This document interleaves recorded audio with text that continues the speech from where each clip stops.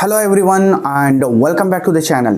This is the lecture number 9 of electrostatics आणि या लेक्चरमध्ये आज आपण सगळ्यात आधी डिस्प्लेसमेंट करंट, त्यानंतर energy stored in a capacitor and then लास्टमध्ये व्हॅन डे ग्राफ जनरेटर असे 3 टॉपिक्स कव्हर करणार आहोत. सगळ्यात आधी आपण डिस्प्लेसमेंट करंट पासून स्टार्ट करूया.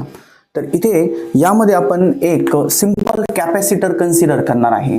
दिस is a capacitor of capacitance C and it is connected to a DC supply. DC voltage supply आहे having potential difference V and it is provided with a key. इथे एक plug की आहे म्हणजे सर्किटला on किंवा of करण्यासाठी याचा यूज असणार आहे. Then the capacitor which is considered here is with dielectric. त्यामध्ये काय आहे, डायइलेक्ट्रिक मटेरियल टाकलेलं आहे. म्हणजे दोन टाईपचे असतं ना, एक विदाउट डायइलेक्ट्रिक अँड इथे जो यूज केलेला आहे तो विथ डायइलेक्ट्रिक असेल. जे डायइलेक्ट्रिक मटेरियल्स असतात डिफरंट टाईपचे त्यापैकी काही मटेरियल याच्यामध्ये ॲड केलेले आहे. म्हणजे पूर्ण हा जो पार्ट असणार आहे कॅपॅसिटरचा तो कम्प्लिटली डायइलेक्ट्रिक मटेरियलनी फिल केलेला आहे असं. ठीक आहे. तर यामध्ये डिस्प्लेसमेंट करंटचा काय रोल असणार आहे ते व्यवस्थित आपल्याला समजून घ्यायचं आहे. तर ज्यावेळेस आपण बॅटरी आणि कॅपॅसिटरला जोडणार आहे तर त्याच्यासाठी काही वायर्स यूज करायचं आहे, जे मध्ये वायर्स वगैरे असणार आहे. इवन कॅपॅसिटर जरी घेतलं त्याचे 2 टर्मिनल असेल, डायरेक्टली बॅटरीच्या टर्मिनल्सला जरी अटॅच करायचं असेल तरी सुद्धा तिथे काहीतरी दोघांमध्ये वायर किंवा कंडक्टिंग मटेरियल असणार आहे. काही तार वगैरे असू शकतात.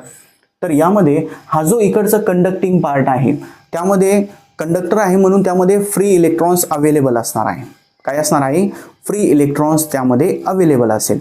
तर त्याच्यामुळे काय होणार आहे, ज्यावेळेस ह्या सप्लायला कनेक्ट केलं जाणार आहे तर पॉझिटिव्ह टर्मिनल आहे. करंटची डायरेक्शन कशी असते, from positive to negative terminal. Generally त्यामध्ये इलेक्ट्रॉनचा जो फ्लो असतो त्याच्या अपोजिटला करंट असतो. म्हणजे इलेक्ट्रॉन कसे फ्लो करत आहे या डायरेक्शनमध्ये, निगेटिव्ह टू पॉझिटिव्ह कडे. बट कन्व्हेन्शनली आपण करंटची डायरेक्शन कशी दाखवणार आहे, from positive terminal to negative terminal. तर यामध्ये हे जे कंडक्टिंग पार्ट आहे, जे वायर्स असणार आहे त्या वायर्समुळे जो करंट प्रोड्यूस होणार आहे तो असं यामध्ये फ्लो करणार आहे. दिस विल बी IC. काय आहे तो, IC. आणि ICचा मिनिंग काय आहे इथे, कंडक्टिंग करंट. काय आहे तो, कंडक्टिंग करंट.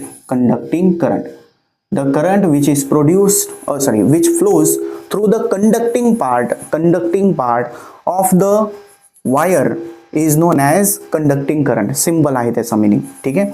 तर असं यामध्ये करंट फ्लो करत आहे. परत इकडे IC या सर्किटमध्ये रिटर्न येणार आहे. ज्यावेळेस हे प्लग की आपण क्लोज करणार आहे त्याला असं अटॅच करून देणार आहे. म्हणजे सर्किट क्लोज झालं तर करंट फ्लो करणार आहे. बट जो कॅपॅसिटर असतो त्यामध्ये हा कंडक्टिंग करंट नाही आहे. कंडक्टिंग करंट कुठे आहे, फक्त या वायर्समध्ये जो कनेक्शनसाठी यूज केलेला आहे. तर कॅपॅसिटरमध्ये कोणतं असणार आहे, ज्यावेळेस या सप्लायला कनेक्ट केलं जाणार आहे, करंट इकडे फ्लो करणार आहे. या साईडला सगळे असे निगेटिव्ह चार्जेस आहे. म्हणजे या साईडला सगळे निगेटिव्ह चार्जेस आहे आणि या साईडला सगळे पॉझिटिव्ह चार्जेस आहे. तर या निगेटिव्ह आणि पॉझिटिव्ह चार्जेसमुळे काय असणार आहे, डायइलेक्ट्रिक मटेरियल ज्यावेळेस या इलेक्ट्रिक फील्डमध्ये प्लेस केलेला असतो. म्हणजे समजून घ्या बरं का, इथे पोलरायझेशनची प्रोसेस होणार आहे. इथे एक साईडला पॉझिटिव्ह चार्जेस आहे, दुसऱ्या साईडला निगेटिव्ह चार्जेस आहे. Electric field from positive to negative असणार आहे, त्याला काढून टाका. फक्त कन्सिडर काय करायचं आहे का त्यामध्ये इलेक्ट्रिक फील्ड आहे from positive charge to negative charge. तर यामध्ये या इलेक्ट्रिक फील्डमध्ये जर कंडक्टिंग मटेरियल जर आपण ठेवून दिलं, त्यामध्ये जर डायइलेक्ट्रिक मटेरियल ठेवून दिलं तर त्यामध्ये काय होणार आहे, जे बाउंड चार्जेस आहे, कोणते बाउंड चार्जेस, जो डायइलेक्ट्रिक असतो तो इन्सुलेटर आहे, त्या इन्सुलेटरमध्ये फ्री चार्जेस अवेलेबल नाही आहे, बाउंड चार्जेस आहे. बाउंड चार्जेस म्हणजे काय, एखादा ॲटम किंवा मॉलिक्यूल कन्सिडर करायचं आहे. त्यामध्ये जर समजा एखादा इलेक्ट्रॉन त्याच्यामधून निघून गेलेला असेल तर तो फ्री झालेला आहे आणि जो राहून गेलेला आहे तो कोणता असतो, बाउंड चार्ज असतो. काय असतो तो, बाउंड चार्ज. म्हणजे डायइलेक्ट्रिक मटेरियलमध्ये तो इन्सुलेटर आहे म्हणून काय आहे, सगळे बाउंड चार्जेस आहे. तर इलेक्ट्रिक फील्डमध्ये असं डायइलेक्ट्रिक मटेरियल प्लेस केलं तर काय होणार आहे, त्यामध्ये जे पॉझिटिव्ह चार्जेस असणार आहे, पॉझिटिव्ह चार्जेसचा centre of mass along the direction of field जाणार, निगेटिव्ह चार्जेसचा centre of mass opposite to the direction of field जाणार आहे. म्हणजे त्यामध्ये काय होणार, फक्त अलाइनमेंट होणार आहे. तुम्हाला परत परत तोच एक्झाम्पल देतो मी. एक रबर बँड आहे, त्या रबर बँडला समजा तो एक मॉलिक्यूल आहे, तर त्यामध्ये ज्यावेळेस इलेक्ट्रिक फील्डमध्ये ठेवलं जाणार आहे तो स्ट्रेच होतोय थोडक्यात. तर तिथे ते मूव्ह करत आहे. कोण मूव्ह करत आहे? Bound charges. तर बाउंड चार्जेसचा जो मुवमेंट आहे, बाउंड चार्जेसचा जो मुवमेंट असणार आहे कोणाचा? The movement of bound charges. या बाउंड चार्जेसचं जर मुवमेंट झालं तर तिथे जो करंट प्रोड्यूस होणार आहे that will be displacement current. काय म्हणायचं आहे त्याला? Displacement current. And it is denoted by ID. कशाने दाखवायचे? तो ID ने दाखवायचे. समजलं काय होणार आहे? ज्यावेळेस हे पॉझिटिव्ह निगेटिव्ह चार्जेस तिथे त्या कंडक्टिंग प्लेट्सवर येणार आहे, कॅपॅसिटरच्या प्लेट्सवर येणार आहे, तर तिथे एक इलेक्ट्रिक फील्ड जनरेट होणार, ड्यू टू विच पोलरायझेशनची प्रोसेस होणार. दॅट मीन्स त्यामध्ये जे पॉझिटिव्ह निगेटिव्ह चार्जेस आहे त्यांची अलाइनमेंट स्टार्ट होणार आहे आणि त्या अलाइनमेंट करत असताना ते जे चार्जेस आहे त्यांचं थोडंसं मुवमेंट होणार आहे. त्याच्यामुळे जो तिथे करंट प्रोड्यूस होणार आहे that current will be displacement current, जो आपला टॉपिक आहे. आता तो डिस्प्लेसमेंट करंट किती असेल त्याचा आपल्याला फॉर्म्युला डिराईव्ह करायचा आहे. सो त्याच्यासाठी एकदम सिंपल जो बेसिक कॅपॅसिटन्सचा फॉर्म्युला असतो तो आपण बघणार. सीचा काय फॉर्म्युला असतो? This C is equals to Q upon V. Charge आपण Q ने दाखवले म्हणून Qच घेणार, Q अपॉन V आला. तर इथे Q इज इक्वल्स टू काय आलं? C into V. आता इथे दोन फॉर्म्युलेज आपल्याला पुट करायचे. Capacitance of parallel plate capacitor with dielectric which is completely filled the gap between the two plates, त्याचा काय असतो? C is equals to A epsilon 0 upon D. हा कशासाठी असेल? Without dielectric. आणि कम्प्लिटली फिल केलेला असेल तर डायइलेक्ट्रिक कॉन्स्टंट त्याला मल्टिप्लाय करायचा असतो. अँड इथे दुसरा फॉर्म्युला हा जो V आहे E इज इक्वल्स टू, त्यासाठी काय फॉर्म्युला असतो? E is equals to V upon D. म्हणजे V इज इक्वल्स टू काय आलं? E into D. देअरफॉर हा जो Q असणार आहे this Q will be equals to, Qचा काय फॉर्म्युला होणार मग? Q is equals to C च्या जागेवर काय आलं? A epsilon 0 K upon D. And V च्या जागेवर काय येणार आहे? Multiply by E into D.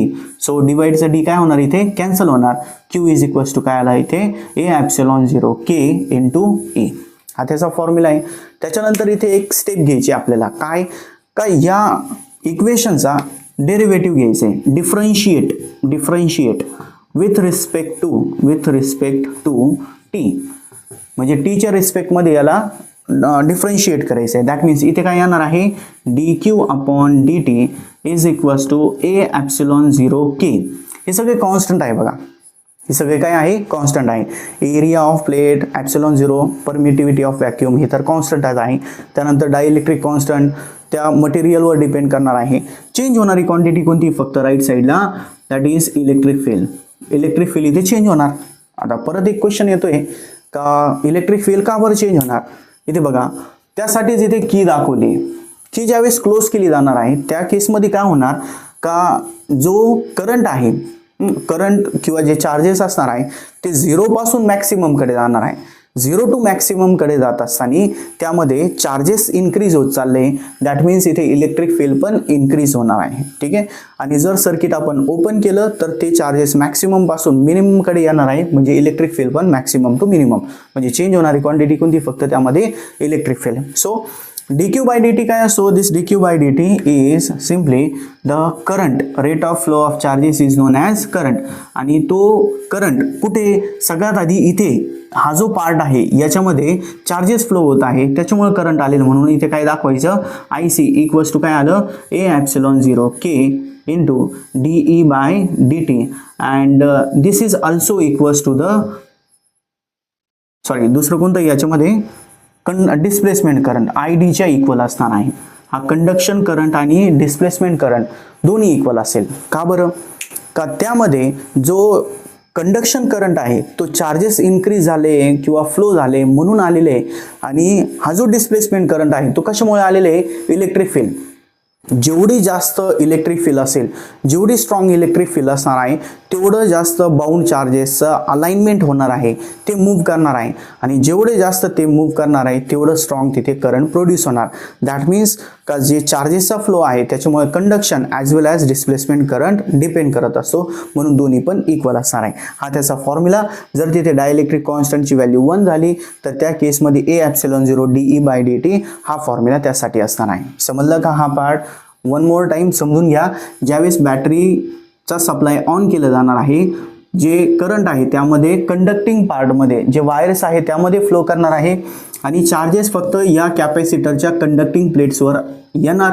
त्याच्यामुळे जो कंडक्शन ऑफ चार्जेसमुळे जो कंडक्टिंग पार्ट आहे त्याच्यामुळे जो करंट फ्लो होत आहे त्याला कंडक्टिंग करंट म्हणायचं आहे किंवा कंडक्शन करंट म्हणतात.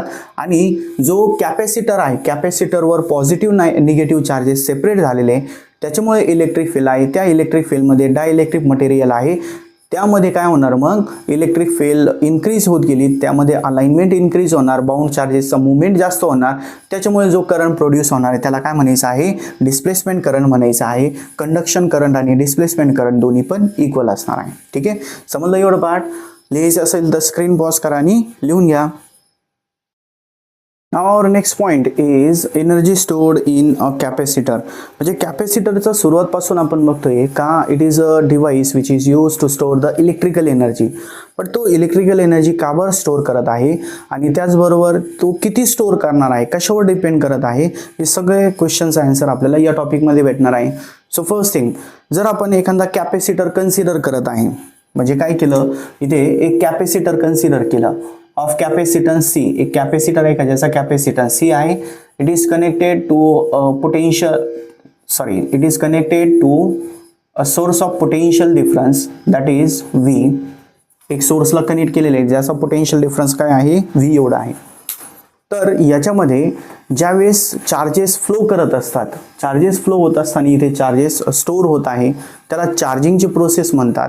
म्हणजे इथे काय होणार आहे, समजा पॉझिटिव्ह चार्जेस येणार आहे सगळे, तर जसे जसे चार्जेस येणार आहे त्या चार्जेसला पुढे मूव्ह करायचं आहे. आता मूव्ह करत असताना कसं होणार का, यामध्ये जर समजा आपण दोन प्लेट्स कन्सिडर केले, इथे आपण काय करतोय, असे दोन प्लेट्स कन्सिडर करतोय आणि इकडे काय होणार आहे, या साईडला पॉझिटिव्ह प्लेट आहे, पॉझिटिव्ह प्लेट, आणि इकडे निगेटिव्ह प्लेट आहे. आपण असं कन्सिडर केलं तर जो इलेक्ट्रॉन आहे, इलेक्ट्रॉन आता पुढे मूव्ह करत असताना इथे समजा इलेक्ट्रॉन आहे, त्या इलेक्ट्रॉनला इकडे घेऊन जायचं आहे, असं इलेक्ट्रॉनला घेऊन जायचं आहे बरं का, निगेटिव्ह चार्जला. तर पॉझिटिव्ह इलेक्ट्रॉनला अट्रॅक्ट करणार आहे, पॉझिटिव्ह प्लेट इलेक्ट्रॉनला अट्रॅक्ट करणार आहे आणि निगेटिव्ह प्लेट इलेक्ट्रॉनला रिपेल करणार आहे. आणि इथे काय करायचं आहे, दोघांचा उलटं काम करायचं आहे. म्हणजे कसं, जो इलेक्ट्रॉन आहे त्या इलेक्ट्रॉनला पॉझिटिव्ह प्लेट अट्रॅक्ट करत आहे, बट त्याच्या अगेन्स्ट जाऊन पुढे जायचं आहे आणि निगेटिव्ह प्लेट इलेक्ट्रॉनला रिपेल करत आहे तरी सुद्धा त्याच्याकडे जायचंय. म्हणजे इथे डबल काम करावं लागणार आहे. एकतर याच्यापासून लांब घेऊन जायचंय आणि हे जवळ येऊन देत नाहीये तरी पण त्याच्या जवळ घेऊन जायचंय. तर त्याच्यासाठी काहीतरी वर्क डन होणार आहे. That work done will be stored in the form of electrical potential energy. तीच काय असणार आहे, तिथे एनर्जी स्टोरेजचं काम करणार आहे. म्हणजे त्या केसमध्ये आता तो कशावर डिपेंड करणार, किती असणार आहे त्याचा आपल्याला फॉर्म्युला डिराईव्ह करायचा आहे. सो इथे फर्स्ट थिंग, का बरं वर्क डन होणार आहे, कारण की याला जे दोन्ही इलेक्ट्रिक फोर्सेस आहेत त्याच्या अगेन्स्ट जाऊन काहीतरी डिस्प्लेसमेंट करायचं आहे. फोर्स आणि डिस्प्लेसमेंट होणार आहे म्हणून तिथे काहीतरी वर्क डन होणार आहे. एवढं सिंपल. त्याच्यानंतर पुढे आता जर आपण समजा चार्जिंगची प्रोसेस बघितली तर हे एक पाणीची टाकी आहे खाली आणि त्याच्यामध्ये आपण पाणी भरतोय, त्याच्यासारखं एक्झाम्पल आहे. आता जर समजा आपण पाणीची टाकी त्यामध्ये पाणी टाकत असेल तर ज्यावेळेस आपण त्यामध्ये कॉक चालू करून देणार आहे तर पाणी लगेच तो टाकीमध्ये पाणी चालू केलं लगेच 2 सेकंडमध्ये भरली असं नाही होणार आहे. स्लोली त्यामध्ये काय होणार आहे, पाणी भरत राहणार आहे, थोडं थोडं थोडं थोडं करून भरणार आहे ते. म्हणजे इथे पण कॅपॅसिटर काय होणार आहे, त्यामध्ये इलेक्ट्रिकल एनर्जी स्टोअर होणार, चार्जेस स्टोअर होणार आहे, बट तो काम असं थोडंसं टाइम घेणार आहे, त्यासाठी थोडे चार्जेस असे स्टोअर होणार आहे. तर त्या केसमध्ये आपण एक इंटरमिजिएट स्टेज कन्सिडर केली का टोटल चार्ज याचा 0 पासून कुठपर्यंत करायचं आहे, Q पर्यंत करायचं आहे. बट आपण काय कन्सिडर केलं का इथे capacitance at when the charge is Q dash. Capacitance when the charge deposited किंवा चार्ज काय म्हणता येणार याच्यामध्ये, stored, charge stored is Q dash. ज्यावेळेस क्यू डॅश एवढे चार्जेस स्टोअर होणार त्यावेळेस कॅपॅसिटन्स किती असेल, C is equals to charge Q dash upon V असणार आहे. Therefore V is equals to काय आलं, क्यू डॅश अपॉन सी. ही आपल्याला पुढे जाऊन यूज करायची आहे. त्याच्यानंतर पुढे आपण एक वर्क डनचा फॉर्म्युला बघितले. वर्क डन आणि पोटेन्शियल डिफरन्सला किंवा इलेक्ट्रिक पोटेन्शियलला रिलेट करणारा फॉर्म्युला काय असतो तो, V is equals to work done per unit charge. तर यामध्ये वर्क डन इक्वल्स टू काय असतो, क्यू इंटू व्ही असं घेतो आपण, बरोबर. तर इथे ज्यावेळेस क्यू डॅश एवढे चार्जेस आलेले, अजून त्यामध्ये चार्ज ॲड करायचे. म्हणजे कसं, 100 लिटर टाकी पाणीची भरायची आहे, 50 लिटर झालेलं आहे, अजून त्यामध्ये 10 लिटर टाकायचं आहे. 100 पूर्ण करायचं आहे, बट आपण स्टेप्स घेत आहे. 50 लिटर झालेलं आहे, अजून त्यामध्ये 10 लिटर टाकायचं आहे. तर अजून 10 लिटर टाकण्यासाठी किती वर्क डन लागणार आहे तसं आपण घेतोय. तर यामध्ये फर्दर किती चार्जेस आपल्याला यामध्ये ॲड करायचे, further d Q charges are stored. आपण असं म्हणू शकतो याला, चार्जेस अजून स्टोर झाले तर त्यासाठी जो वर्क डन लागणार आहे तो small amount of work done असणार आहे. That d Q will be equals to काय फॉर्म्युला आहे, sorry d W is equals to काय फॉर्म्युला आहे, क्यू इंटू व्ही किंवा व्ही कॉन्स्टंट आहे तर व्ही इंटू डी क्यू असं करून घेतलं. हा small amount of work done झालं. तर टोटलसाठी काय करावं लागतो, स्मॉलसाठी आपल्याला डेरिव्हेटिव्ह घ्यावा लागतो तिथे, आणि डेरिव्हेटिव्ह नाही त्याला आपण डी डब्ल्यू दाखवलं म्हणजे एकदम स्मॉल वर्क डन काहीतरी झालंय. आणि टोटलसाठी काय करावं लागतो, इंटिग्रेशन घ्यावा लागतो. म्हणजे टोटल वर्क डन जो असणार आहे, टोटल वर्क डन जेवढे पण चार्जेस आहे 0 पासून तर इथपर्यंत आणण्यासाठी, स्मॉलसाठी एवढं आहे, पण टोटलसाठी काय करावं लागेल याचा integration of d W is equals to integration of V into d Q असं करून घेतलं. डी डब्ल्यूचं इंटिग्रेशन काय आलं, डब्ल्यू, आणि त्यामध्ये कुठून कुठपर्यंत तो अगोदर चार्जेस 0 आहे, नंतर किती होणार आहे, क्यू एवढे होणार आहे. सो याचा इंटिग्रेशन घेत असताना फर्स्ट थिंग आपण व्ही ची व्हॅल्यू पुट करणार फ्रॉम 1. इथे फ्रॉम 1 एक वरून पहिली जी इक्वेशन यूज केलेली आहे त्याचं यूज करायचं. फर्स्ट इक्वेशन काय आहे, V is equals to Q dash upon C, तो घेतला Q dash upon C into d Q from 0 to Q. तर यामध्ये हा 1 अपॉन सी कॉन्स्टंट आहे त्याला साईडला घेतलं. क्यू डॅशचा इंटिग्रेशन काय येणार आहे, क्यू रेस टू किती आहे 1. आणि इथे आपण एक फॉर्म्युला घेऊ शकतो इंटिग्रेशनचा. काय असतो तो, integration of x raise to n d x is equals to x raise to n plus 1 upon n plus 1 हा त्याचा फॉर्म्युला असतो. क्यूची व्हॅल्यू क्यू रेस टू 1 आहे म्हणजे 1 प्लस 1 किती झालं 2. म्हणजे इथे काय भेटणार आहे आपल्याला, Q dash square divided by 2 आणि इथे लिमिट 0 टू क्यू पर्यंत असेल. अप्पर लिमिट पुट करायचं, लोअर लिमिट तर 0 येतो, कन्सिडर करायची गरज नाही. म्हणजे हा किती आलं 1 अपॉन सी वर काय आलं इथे क्यू स्क्वेअर अपॉन 2. ठीक आहे. सो याला जर आपण व्यवस्थित लिहून घेतलं तर हा कशाची इक्वल येणार आहे, क्यू स्क्वेअर अपॉन 2 चे. हा झाला आपलं फर्स्ट फॉर्म त्याचा. व्हॅरियस फॉर्म्समध्ये दाखवायचा असतो. 3 मार्कला जर बोर्ड एक्झाममध्ये आलं तर याचे व्हॅरियस फॉर्म्स घ्यायचे असतात. तर इथपर्यंत घेतलं तर हा किती झालं, त्याच्यामधलं एकच फॉर्म झालं. हा जो वर्क डन आहे, this work done will be stored in the form of electrical potential energy. याला आपण असं म्हणू शकतो, दिस वर्क डन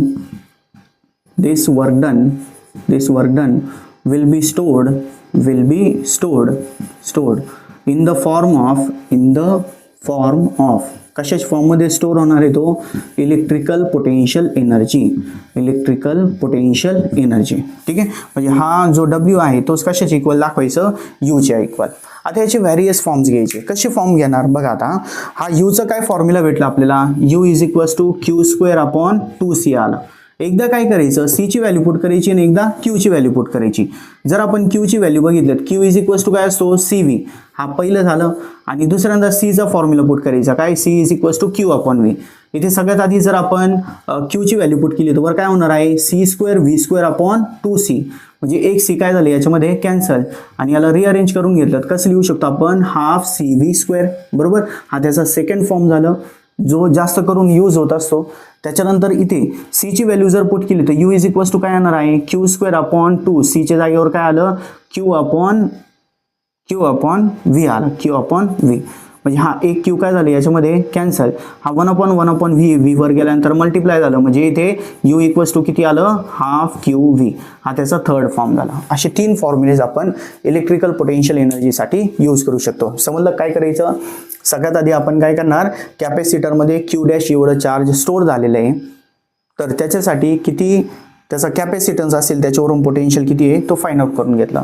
त्याच्यानंतर अजून थोडंसं चार्जेस त्यामध्ये ॲड करायचे. ते किती चार्जेस आहे डी क्यू एवढे चार्जेस ॲड करण्यासाठी किती वर्क डन होणार आहे, स्मॉल वर्क डन DW. नंतर टोटल फाइंड आउट करण्यासाठी इंटिग्रेशन घ्यायचं, व्हीची व्हॅल्यू फर्स्ट इक्वेशनवरून पुट करायचं. इथे इंटिग्रेशन x⁻n चा फॉर्म्युला यूज करायचं, त्याच्यावरून हा फर्स्ट फॉर्म होणार आहे. This is the work done and it will be stored in the form of electrical potential energy. Then याचे दोन फॉर्म्स बघत असताना एकदा क्यूची व्हॅल्यू पुट करायची, एकदा सीची व्हॅल्यू पुट करायची, दोन्ही फॉर्म्स येऊन जाणार आहे. समजलं का? त्याच्यानंतर आपण नेक्स्ट टॉपिक बघूया. Our next topic is Van de Graaff generator. So हा या चॅप्टरमधलं लास्ट टॉपिक असणार आहे आणि सिम्पल पार्ट आहे. बघा याच्यामध्ये आपल्याला एक डिव्हाइस दिलेले आहे which is use to accelerate the charge particles by increasing its potential. म्हणजे एक हा मॅक्सिमम पोटेन्शियल देण्याचं काम करणार आहे आणि त्याचा यूज फर्दर जे चार्ज पार्टिकल्स असणार आहे त्याला ॲक्सलरेट करण्यासाठी करणार आहे. ठीक आहे. तर याचा प्रिन्सिपल तीन टर्म्सवर, तीन फिनॉमिनॉन्सवर याचा प्रिन्सिपल डिपेंड करत असतो. म्हणजे वर्किंग प्रिन्सिपल आहे, कशावर तो डिपेंड करणार आहे. तर तीन फिनॉमिनॉन्स यामध्ये यूज होत असतात. पहिलं आहे त्यामध्ये दॅट इज करोना डिस्चार्ज. पहिलं काय आहे? Corona discharge. याला समजण्यासाठी एक्झाम्पल कन्सिडर करा. का आपल्याकडे एक मेटल प्लेट आहे, मी असं एक कन्सिडर केलं का इथे एक मेटल प्लेट आहे अशी, ठीक आहे, आणि याच्यावर चार्जेस आहे, याच्यावर असे चार्जेस आहे. तर याची सरफेस चार्ज डेन्सिटी काय म्हणतोय मी? सरफेस चार्ज डेन्सिटी आणि which is related to the electric field. Electric फील्डचा फॉर्म्युला जो असतो ना E=σ/2ε0, म्हणजे इलेक्ट्रिक फील्ड सिग्माच्या डायरेक्ट प्रपोर्शनमध्ये. तर यामध्ये याचा सिग्मा किंवा जो सरफेस चार्ज डेन्सिटी आहे तो कसं घेत असतो आपण? Charge per unit area. म्हणजे चार्ज जर आपण कॉन्स्टंट ठेवलं तर त्यामध्ये जेवढं कमी एरिया असेल तेवढं जास्त सरफेस चार्ज डेन्सिटी.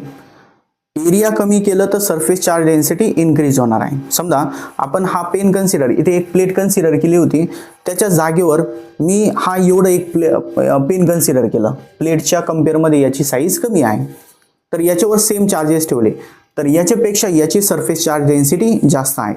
आणि सगळ्यात जास्त सरफेस चार्ज डेन्सिटी कुठे असणार आहे? याच्या पॉईंटवर.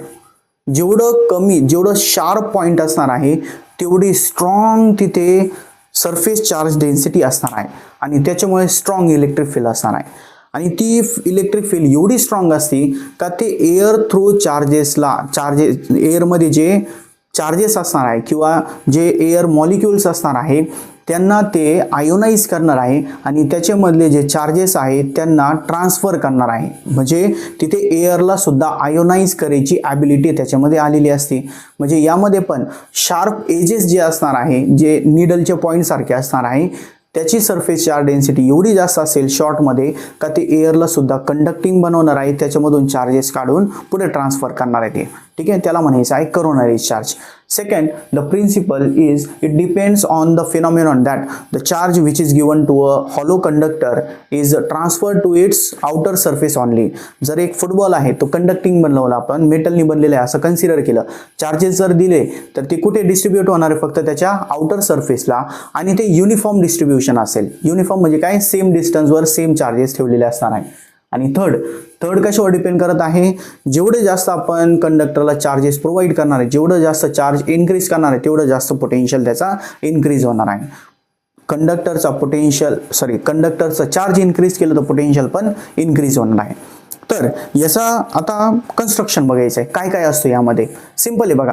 कन्स्ट्रक्शनमध्ये सगळ्यात आधी आपल्याकडे इथे दोन पुलीज असणार आहे. व्हॅन डे ग्राफमध्ये अशी दोन पुलीज असतात. This is first pulley P1 and this is the second pulley P2. अशी दोन पुलीज असणार आहे. The first pulley is provided with motor. तिथे एक मोटर असणार, इथे डायग्राम मध्ये दाखवायची नाही बट तिथे एक मोटर असणार आहे. पुली म्हणजे काय? थोडक्यात एक टायर आहे, एक आपण व्हील कन्सिडर केलं बायसिकलचा किंवा सायकलचा किंवा बाईकचा, इथे व्हील कन्सिडर केलं, त्याचा टायर काढून टाकलं तर जो राहिलेला पार्ट आहे त्याला आपण पुली म्हणून कन्सिडर करू शकतो. त्या ती जी पुली आहे फर्स्ट पुली ती मोटरला अटॅच केलेली आहे. मोटर फिरली म्हणजे तो पुली पण काय होणार आहे? रोटेट करणार आहे. सो ही पुली जी असणार आहे याच्यावर एक बेल्ट असणार आहे, असं एक रबरचा किंवा इन्सुलेटेड बेल्ट असतो जो सेकंड पुलीवरून पास होऊन परत इकडे फर्स्ट पुलीकडे येणार आहे आणि तो राऊंड असं कंप्लीट करणार आहे. या टाईपचा इथे एक बेल्ट असणार आहे. या पुलीला P1 कन्सिडर केला, याला P2 कन्सिडर केलं. हा जो बेल्ट आहे याला आपण B ने दाखवा, असा बेल्ट असं रोटेट करणार आहे, कारण की फर्स्ट मोटर इथे रोटेट होणार आहे म्हणून. त्याच्यानंतर पुढे इथे हा जो बेल्ट असतो याच्या समोर पहिली जी पुली आहे याच्या समोर असा एक ब्रश असतो. ब्रश म्हणजे काय, थोडक्यात त्याच्यामध्ये निडल सारखं, जशी सुई असते त्यासारखं याच्यामध्ये जे वायर आहे, थोडक्यात वायर जी असते, वायरला जर आपण वरचं कवरिंग काढून टाकली तर त्यामध्ये कसे छोटे छोटे असे वायर्स असतात, तारा असतात, तर त्या टाईपचं इथे एक ब्रश आहे. त्या ब्रशला आपण ए ने दाखवणार आहे. This is a spray brush. याला काय म्हणतात, स्प्रे ब्रश. म्हणजे ए काय घेतलं यामध्ये, spray brush, spray brush, spray brush. This spray brush is connected to the positive terminal of high voltage DC supply.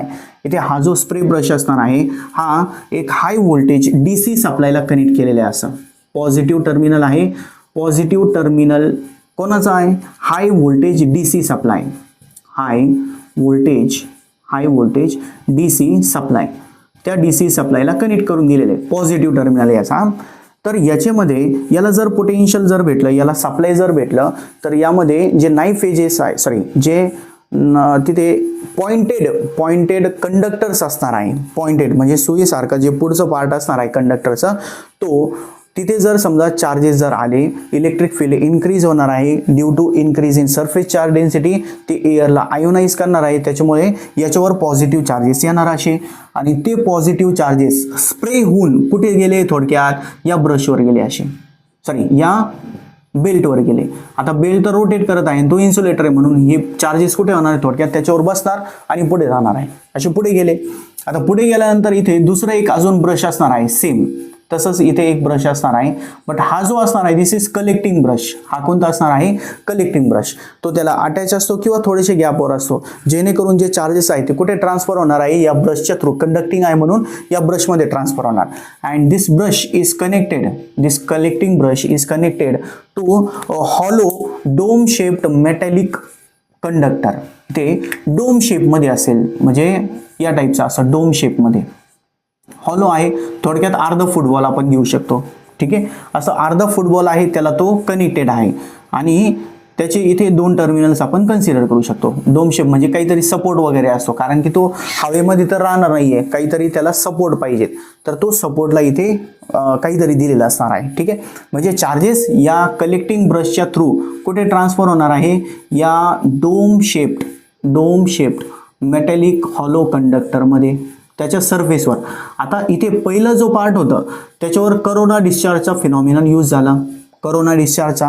त्याच्यानंतर आता दुसरं होत आहे, दुसरं कोणतं, का त्यामध्ये चार्जेस जर हॉलो कंडक्टरला ट्रान्सफर केले तर ते कुठे राहणार, त्याच्या आउटर सरफेसला राहणार आहे. ठीक आहे, त्याच्यानंतर पुढे हा जो डोम शेप कंडक्टर असणार आहे this is connected to and electrode. इथे काहीतरी इलेक्ट्रोड असणार आहे, थोडक्यात एक मेटल प्लेट आहे, त्याला आपण आय या सिम्बॉलने दाखवणार. And it is placed in and evacuated hollow tube.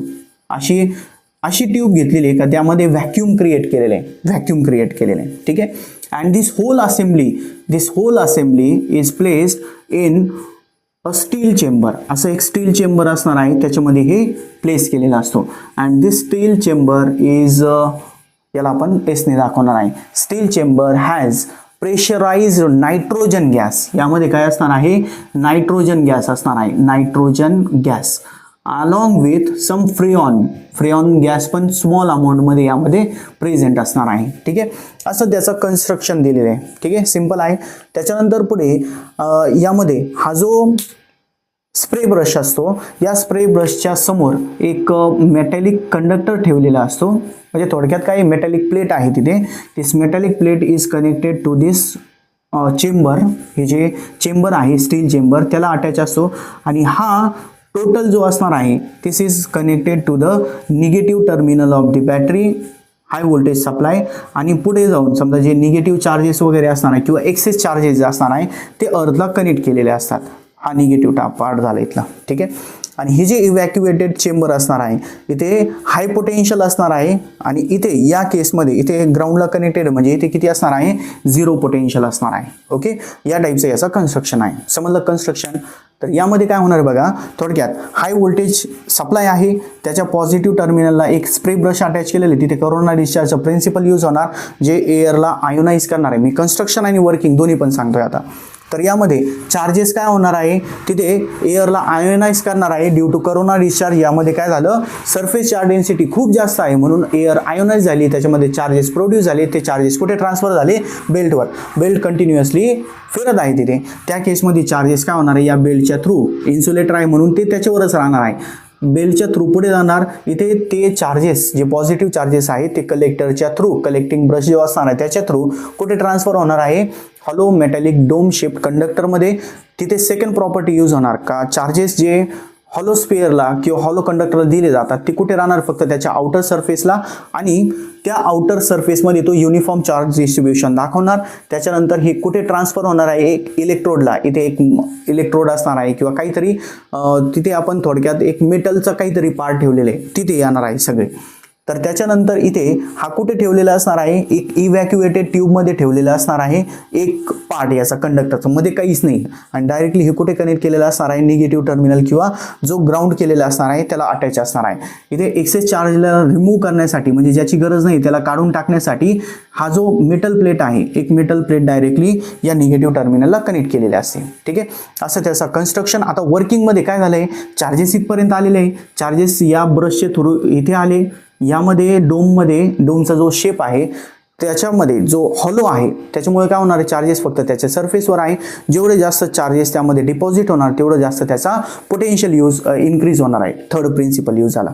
आता हा टर्मिनल जो आहे हाय पोटेन्शियल आहे, पॉझिटिव्हली चार्ज हाय पोटेन्शियल आहे, आणि इथे एक सोर्स ऑफ आयन असतो. म्हणजे याच्यामध्ये पॉझिटिव्ह चार्जेस बाहेर काढण्यासाठी, म्हणजे तिथे जे पॉझिटिव्ह चार्जेस असतात, फॉर एक्झाम्पल तिथे अल्फा पार्टिकल असेल किंवा जो हायड्रोजनचे काही आयसोटोप्स असतात जे पॉझिटिव्हली चार्ज असेल, ते पॉझिटिव्ह चार्जचा सोर्स असतो, पॉझिटिव्ह आयनचा सोर्स. ते बाहेर आल्यानंतर काय होणार आहे, याच्यावर हाय पॉझिटिव्ह पोटेन्शियल आहे, खूप जास्त पोटेन्शियल आहे. तर चार्जेस काय होणार आहे, याच्यामुळे पॉझिटिव्ह चार्ज आहे, पॉझिटिव्ह प्लेट आहे तिथे, म्हणून तिथे एक स्ट्रॉंग रिपल्शन होणार आहे. इथे खूप स्ट्रॉंगली रिपेल केलं जाणार आहे आणि ते कुठे पडणार आहे, खाली येणार आहे. कारण की इथे बाहेर आले म्हणजे ते काय आहे, त्यांचं पोटेन्शियल खूप कमी आहे. सॉरी, जो चार्जेस आहे ते चार्जेस पॉझिटिव्हली आहे, ते टर्मिनल त्याला रिपेल करणार आहे. त्या रिपल्शनमुळे सुरुवातीचा स्पीड 0 आहे, नंतर त्याचा स्पीड खूप जास्त इन्क्रीज होणार, म्हणजे ॲक्सलरेशन होणार आहे. हाय पोटेन्शियल टू लो पोटेन्शियल, जसं पाणी असतो, उंचीवरून जर सोडून दिलं तर जेवढे जास्त हाईट असणार आहे तेवढे फास्ट तो पाणी खाली येणार, तेवढं जास्त स्पीड खाली असणार आहे. तर इथे खूप जास्त स्पीडने ते खाली येणार आहे, त्याच्यामध्ये ॲक्सलरेशन झालेला असतो, म्हणून ते ॲक्सलरेटेड चार्ज पार्टिकल पुढे जिथे यूज करायचे तिथे जाणार आहे. कुठे यूज केले जाणार आहे, जिथे थोडक्यात न्यूक्लियसचा स्ट्रक्चर स्टडी करण्यासाठी किंवा न्यूक्लियसला ब्रेक करण्यासाठी याचा यूज केलेला असतो. म्हणजे जे न्यूक्लिअर रिॲक्शन्स असतात त्यामध्ये याचा यूज होणार आहे. ठीक आहे, हा असतो वान digraph generator. So this is all about the topic. आजच्या लेक्चरसाठी फक्त एवढंच, बाकीचा पार्ट आपण नेक्स्ट लेक्चरमध्ये बघूया. Thank you so much.